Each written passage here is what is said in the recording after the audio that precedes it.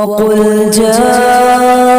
الحق وزهق الباطل إن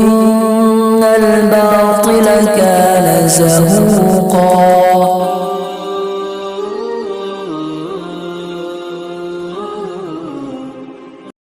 سوال کر رہے ہیں جس بستی میں گشت والا عمل ہوتا ہے تو اللہ تعالیٰ اس بستی پر سے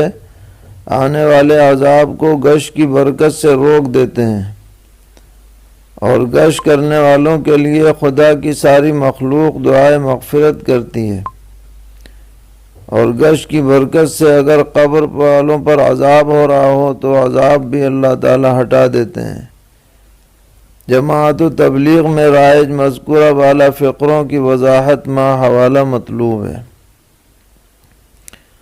جواباً عرض ہے کہ بے شک لوگوں کو خیر کی طرف بلانا، نماز کی طرف بلانا،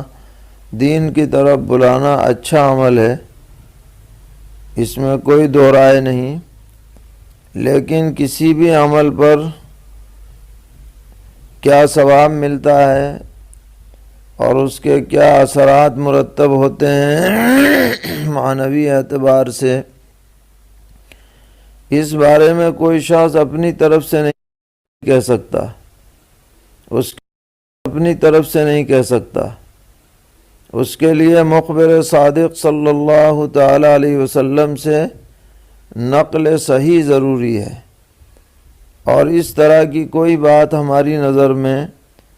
گشت کے عمل کے سلسلے میں منقول نہیں ہے